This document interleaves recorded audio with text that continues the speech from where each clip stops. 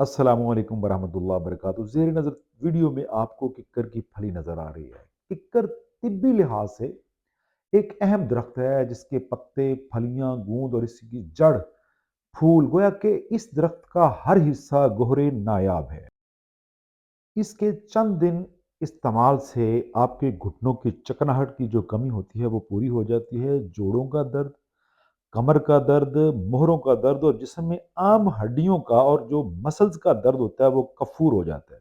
और स्पेशली जिनके जॉइंट खुश्क हो जाते हैं, जिस्म के जोड़ खुश्क हो जाते हैं, जिनसे टक टक की आवाज़ें आती हैं, चंद दिन के इस्तेमाल से इंशाअल्लाह बफज़लिल्लाह ये तमाम तर तकालीफ जो है ना, जड़ से ख़त्म हो जाती हैं। और स्पेशली ख़वातीनों हज़रात के जो पेचीदा अमराज़ हैं, मखसूसा अमराज़ हैं, उनके लिए ये अक्सरुल असर है। धात, जरियान, सुरत अंजाल और स्पेशली ख़वातीन का पुराना और नया जो लकोरिया का मर्ज़ है, ये उसको नाबूद कर देती हैं। ये फलियों में अल्लाह पाक ने ख़ास सिफ़त रखी है। इस्तेमाल कैसे करना है, इनको खुश्क करिए और मिसल गुबार पाउडर कर लीजिए। यहाँ मैं आपको एक बेहतरीन फ़ार्मूला जो है, एज़ोस्पर्मिया या जिनके स्पर्म बहुत कम हो जाते हैं या औलाद पैदा करने के काबिल नहीं रहते, उनके मुतल्लिक़ एक अहम फ़ार्मूला आपके सामने। 50 ग्राम खुश्क किक्कर फली और 20 ग्राम मिश्री दोनों को पीस लीजिए सुबह-शाम। सुबह खाली पेट और रात को खाने से घंटा डेढ़ घंटा बाद पानी के साथ हाफ़ टी स्पून जो है ये पाउडर इस्तेमाल करिए।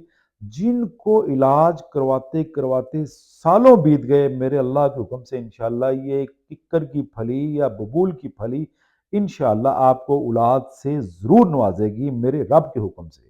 इंशाअल्लाह अगर इस फली का पानी निकाल लिया जाए और इसका कुश्ता फुलाद बनाया जाए तो अल्लाह के हुक्म से शुगर के मर्ज़ को फना करने वाली बेनज़ीर आपकी दवाई बन सकती है।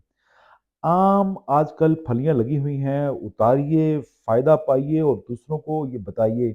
मज़ीद इसके वصف जानने के लिए पहले कमेंट को गौर से देखिए, इंशाअल्लाह बफ़ज़लिल्लाह आपको बहुत ज़्यादा फ़ायदे वाली चीज़ें मिलेंगी।